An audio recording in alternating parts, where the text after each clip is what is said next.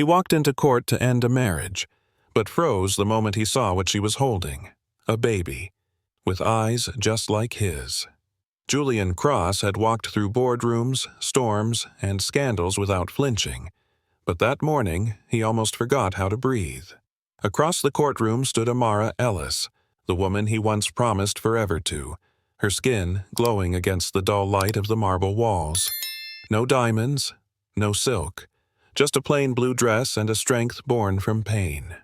Her arms cradled a baby, their baby, the one he'd never come to see, the one she had brought into this world alone while he was busy buying more of it.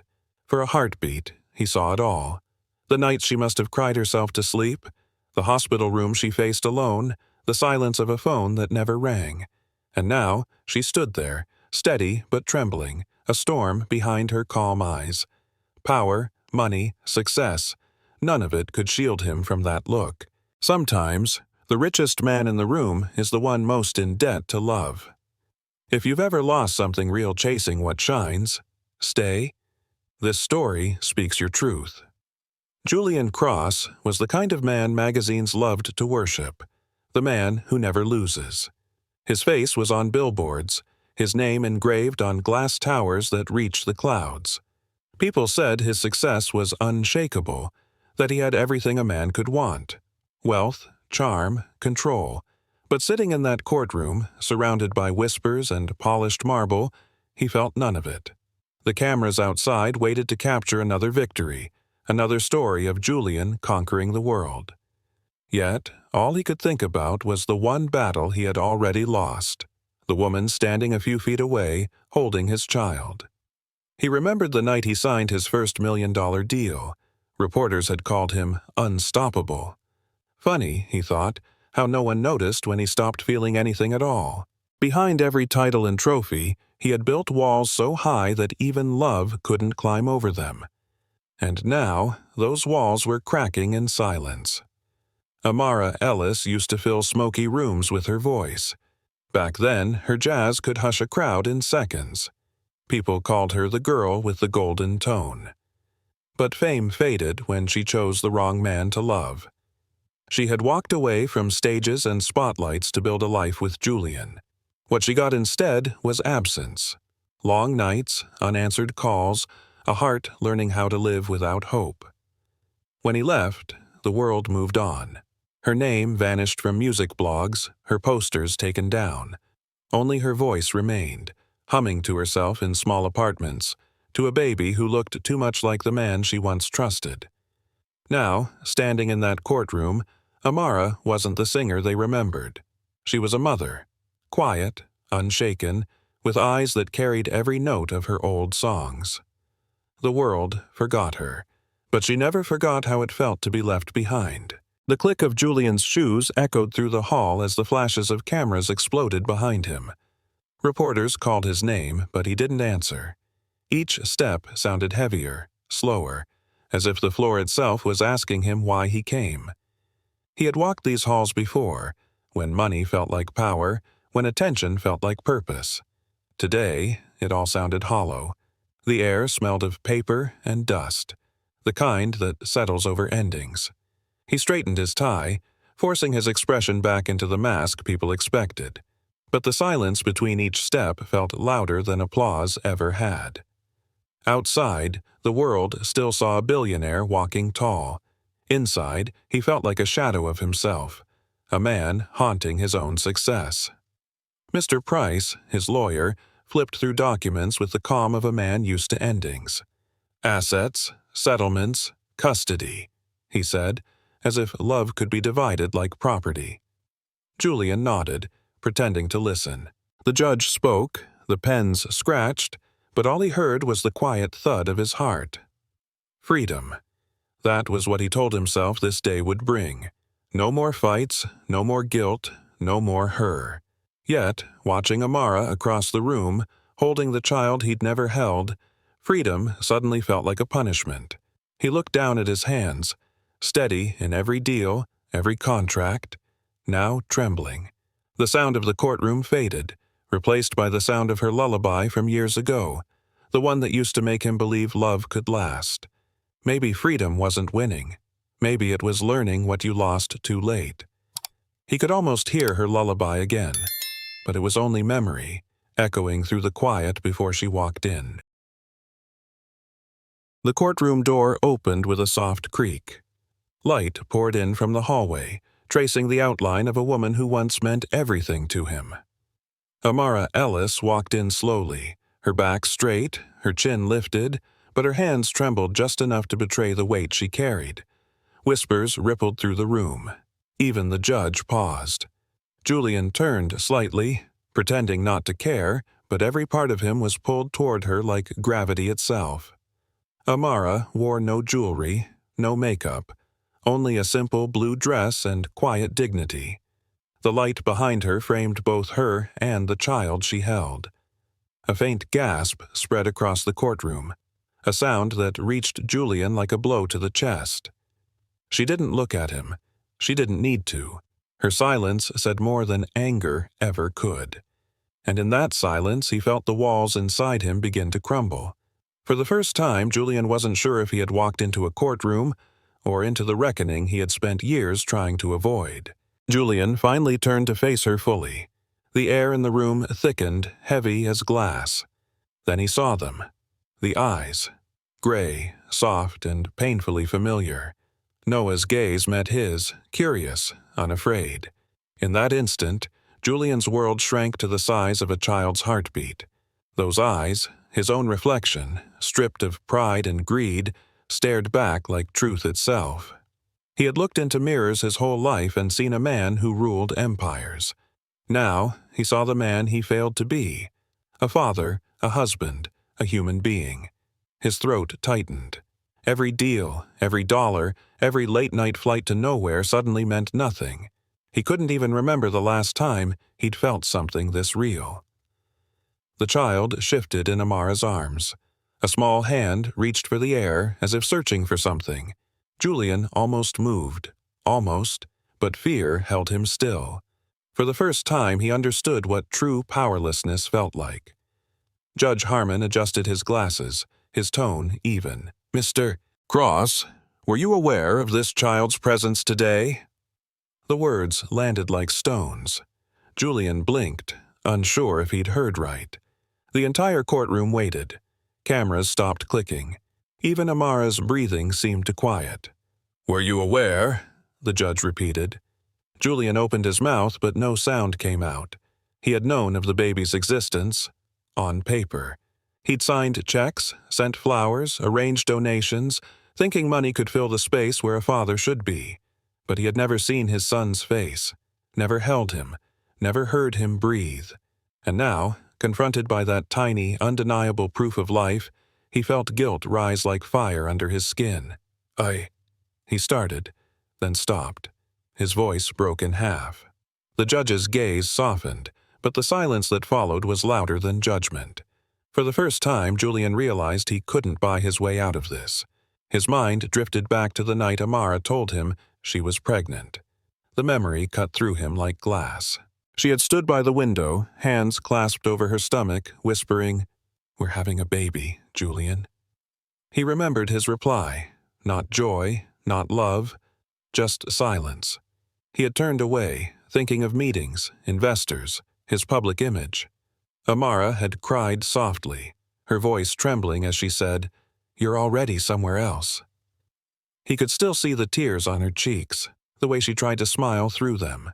Then he'd walked out, convincing himself he was doing the right thing. Now, in this courtroom, those same footsteps echoed in his head, each one heavier than the last. Julian blinked, but the past refused to fade. He could smell her perfume, hear her sobs. And sitting there, across from the woman who had once trusted him with everything, he wondered if some mistakes were too big for forgiveness. He remembered the nights Amara played piano while he drafted business plans beside her. She'd hum softly saying, "Money's just noise, Julian. Listen to life." He hadn't listened. He'd built towers instead. Towers of glass, of pride, of loneliness. The memory dissolved into the sterile silence of the courtroom. His empire had grown, but his home had disappeared. The penthouse he returned to every night was spotless, expensive, and utterly empty. Julian looked down at his cufflinks, small emblems of success, and felt their coldness bite his skin. Across the room, Amara shifted Noah in her arms. The baby cooed softly, the sound slicing through the tension like mercy. He had once measured his worth in billions.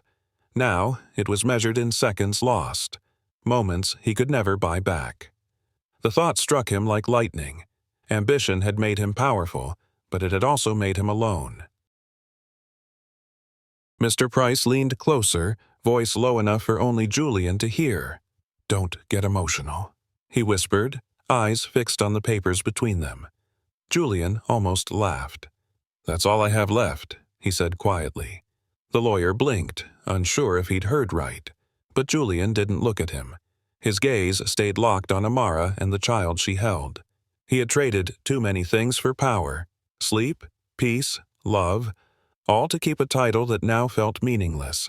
He could control markets, silence rumors, make presidents return his calls, but he couldn't control the ache in his chest. For the first time in years, he wasn't thinking about winning. He was thinking about everything he'd lost while pretending not to feel. Outside, flashes from cameras brightened the courthouse steps. Inside, Julian Cross sat in silence, realizing that success had been the most expensive lie he'd ever bought. No one moved. The air felt thick, suspended in time. Noah let out a soft whimper, the kind that breaks through even the hardest hearts. The sound was fragile, but it tore through the stillness like thunder. Julian's breath hitched. That tiny voice, innocent, alive, reminded him what he'd chosen to ignore. His chest ached with something raw, almost unfamiliar. Guilt. The judge cleared his throat, but even his authority couldn't steady the room. Every pair of eyes seemed to turn toward the child. Julian wanted to speak, to apologize, to say anything, but words betrayed him. Instead, there was only silence and the pounding rhythm of his heartbeat. The man who used to fill rooms with power now couldn't even speak in the presence of his own son. For once, silence wasn't a strategy. It was punishment. Amara didn't cry. She didn't yell. She simply held Noah closer, her eyes calm, her face unshaken. The courtroom's tension pressed around her, but she stood like stone, quiet, unbroken, unbent. Julian looked at her and saw everything he wasn't. Grace, strength, the kind of peace that comes after surviving too much pain. There was no hatred in her gaze, only distance. It hurt more than anger ever could, because anger meant she still cared. This silence meant she was done. Her calmness reflected every storm he had caused. Her stillness exposed the chaos he had become. He bowed his head slightly, not from pride but from defeat. The woman he once thought fragile now looked stronger than anyone in the room. And in that moment, Julian understood. She wasn't fighting him anymore. She was fighting for herself.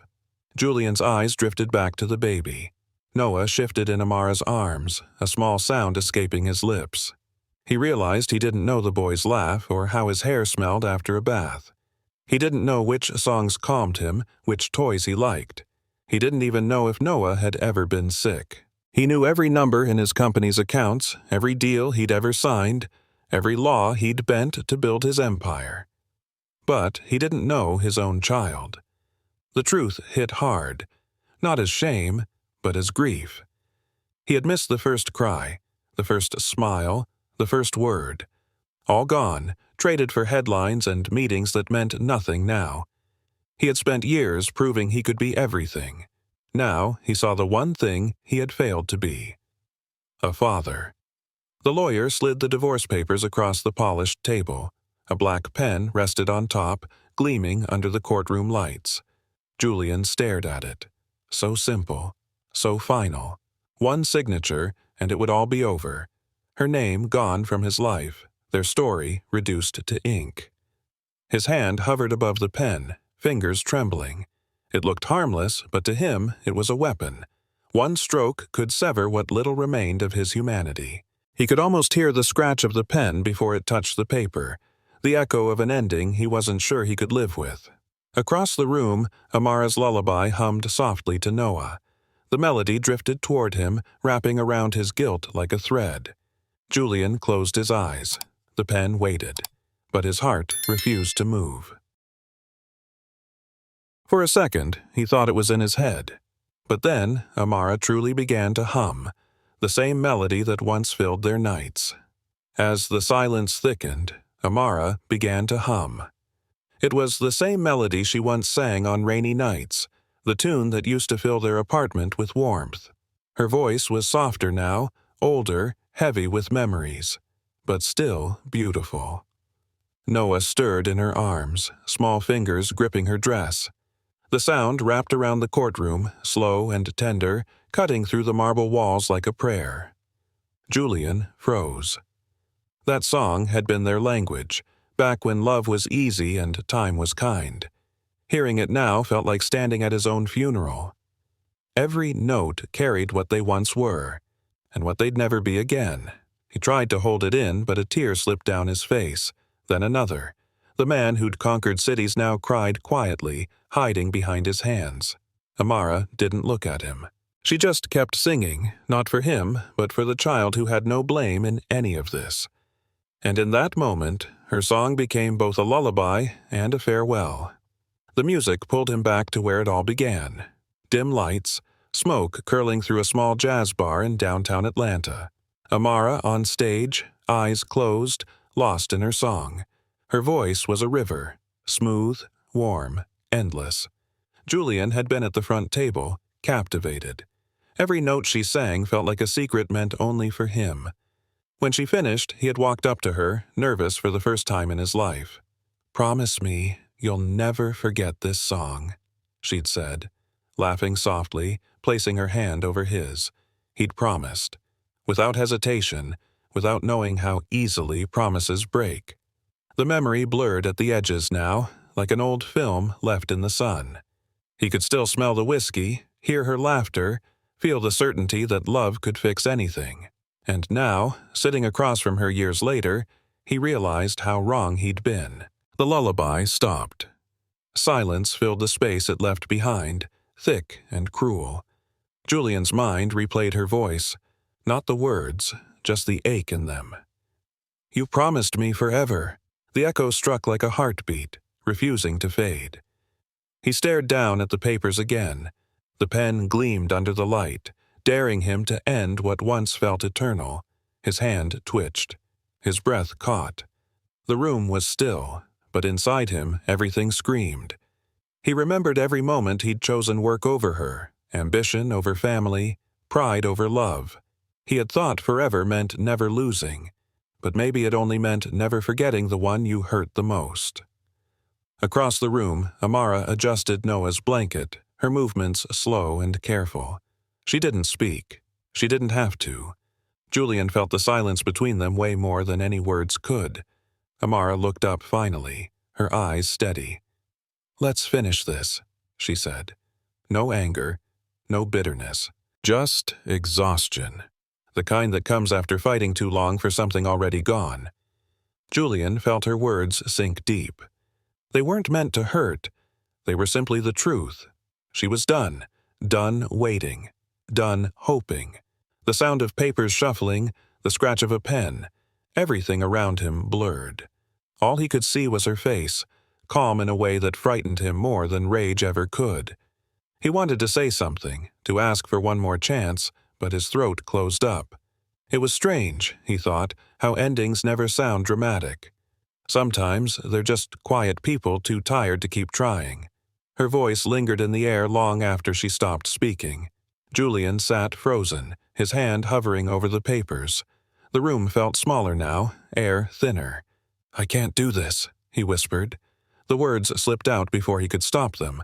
The lawyer looked up, startled. The judge paused mid-sentence. Julian's chest tightened. He wasn't sure what he meant. If it was the signing, the leaving, or the pretending. Maybe all of it. Amara's brows furrowed slightly, but she didn't speak. Noah made a soft sound, almost like a sigh, and Julian's eyes darted toward him. He felt something break inside, quiet but irreversible. Years of armor, pride and indifference fell away all at once. The courtroom waited for him to continue, but he couldn't. His voice was gone. For a man who always knew what to say, silence had never felt so human. No one moved. The air pressed down on him until he had to leave, before the weight of it crushed him. Julian stood abruptly and left the courtroom. The heavy door closed behind him with a dull thud that echoed in his chest. He leaned against the cold marble wall, the chill seeping through his suit.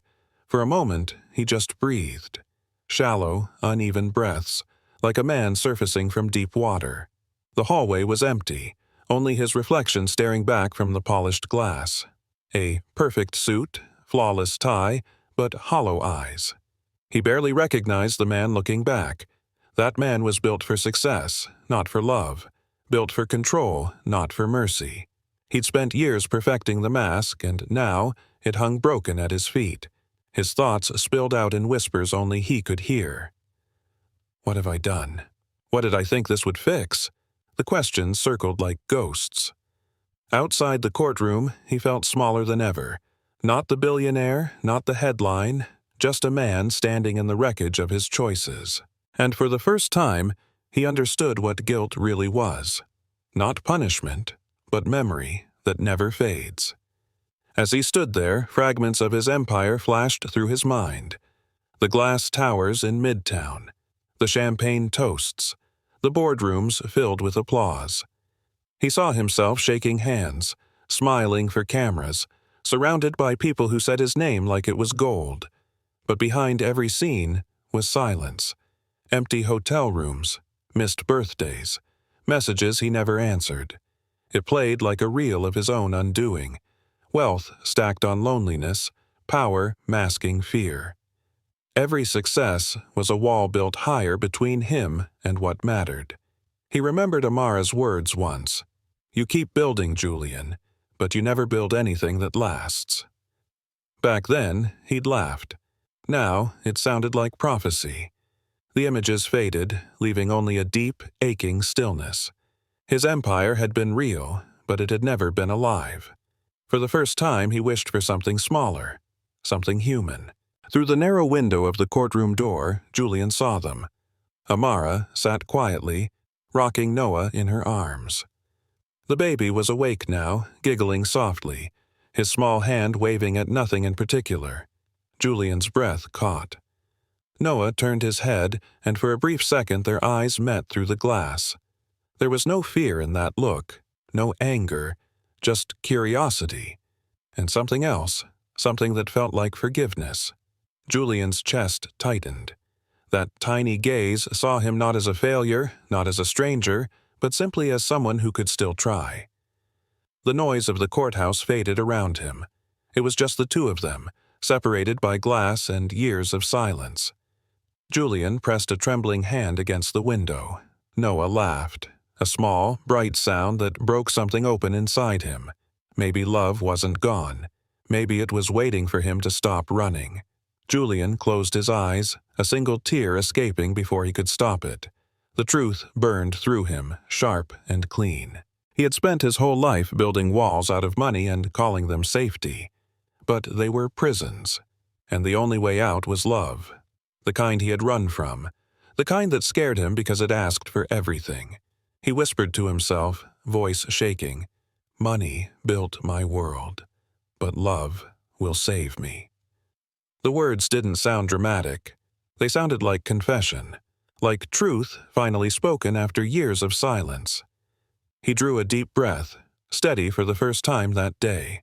Somewhere behind that door was the only thing real in his life. A woman who once believed in him, and a child who still might. Julian straightened his jacket, wiped his eyes, and turned back toward the courtroom. He wasn't ready to win. He was ready to try. The door creaked as Julian stepped back inside. Heads turned. Whispers rippled through the room, but he didn't hear them. Every eye watched as the billionaire walked down the aisle again, slower this time, quieter.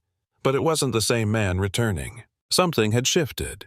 The arrogance stripped away, replaced by something painfully human. Amara looked up, startled. The judge raised an eyebrow. Mr. Price froze mid-note. Julian met Amara's gaze. He didn't need to speak yet. The apology was already in his eyes. He reached the table, resting both hands on it. His voice came low, steady.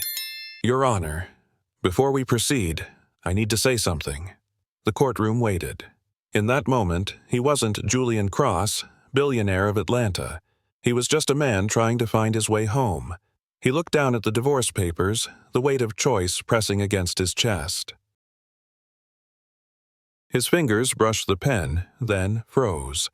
The ink waited to swallow what was left of their story. Julian stood at the table, the weight of every eye in the room pressing down on him. The lawyer's pen lay ready beside the papers, its silver tip glinting under the light.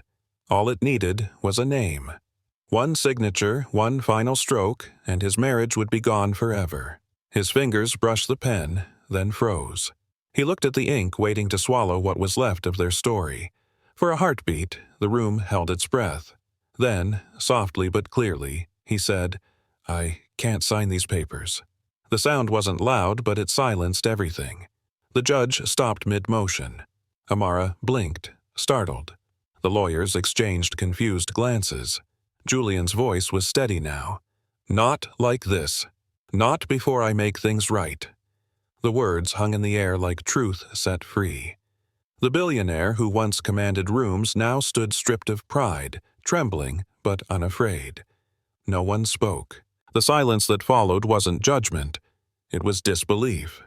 For the first time, Julian Cross wasn't trying to win. He was trying to be human. Julian turned to face Amara. The room faded. No cameras, no audience, only the woman who had once been his home. "I failed you," he said, his voice rough but clear. "I failed us." He took a breath that shook. "I thought love could wait until I was done building my empire, but by the time I looked up, everything worth building was already gone." Amara's eyes filled with tears. The judge shifted, but didn't interrupt. Even he knew this wasn't about law anymore. Julian continued, "I don't expect forgiveness. I just need you to know I see it now. Every moment I wasn't there, every silence that hurt you more than words could." He lowered his head. "You gave me love, and I returned distance. You gave me life, and I gave you loneliness. I can't fix the past, but I can change what's left." For once his voice didn't echo with power. Only truth. The courtroom stayed quiet. Even Noah had stilled, watching as if he understood. Amara blinked slowly, tears slipping down her cheeks. She looked at Julian. Really looked, as if searching for the man she used to know. For the first time she saw no armor, no arrogance, just a man stripped down to regret and hope. Her lips parted. Her voice was soft, but every syllable cut deep. "Then prove it." The words landed like a challenge and a lifeline all at once. Julian felt them strike through him, sharp and clean. He nodded, unable to speak. That single sentence carried everything: anger, forgiveness, and the smallest seed of faith. No applause, no reaction. Just the quiet hum of something beginning again. Julian exhaled, a breath that trembled into relief. For the first time in years, the future didn't feel like a deal to win. It felt like a chance to earn. Julian's lips curved into a small, genuine smile, the kind he hadn't worn in years. It wasn't practiced or polite. It came from somewhere deep, somewhere finally alive. Amara held Noah close, her tears drying. The baby reached out a hand toward Julian, fingers grasping at air. Julian took a slow step forward, hesitant but sure. The judge nodded quietly, setting the papers aside. The lawyer looked away, pretending not to notice. The moment didn't need words. Everyone could feel it. Julian stopped a few feet away. Noah giggled, the sound light and bright as morning. It broke the last wall between them. He smiled wider, eyes wet but unashamed. That sound, his son's laugh, became the most valuable thing he'd ever owned. In that quiet courtroom, something sacred shifted. A family once broken took its first breath back together. Later that week, the scene was different. No marble walls, no papers, no silence heavy with guilt. Just sunlight over Piedmont Park. Amara sat on the grass, watching Noah chase a pigeon with clumsy joy. Julian stood nearby, unsure, then knelt beside his son. Noah turned, smiling, and Julian laughed, a sound so real it startled him. Amara's eyes softened. She didn't speak, but her expression said enough. Maybe forgiveness wasn't a word. Maybe it was a beginning. Julian looked at her, then at their child, and felt something he hadn't in years. Peace. The wind carried faint notes of an old lullaby through the trees, and for once it didn't sound like mourning. It sounded like life. He hadn't walked away with a signature or a settlement. He had walked away with a second chance. Because love, he finally understood, is the only fortune that never fades. He had once walked into court to end a marriage. Now he walked out of life's courtroom, holding a beginning instead.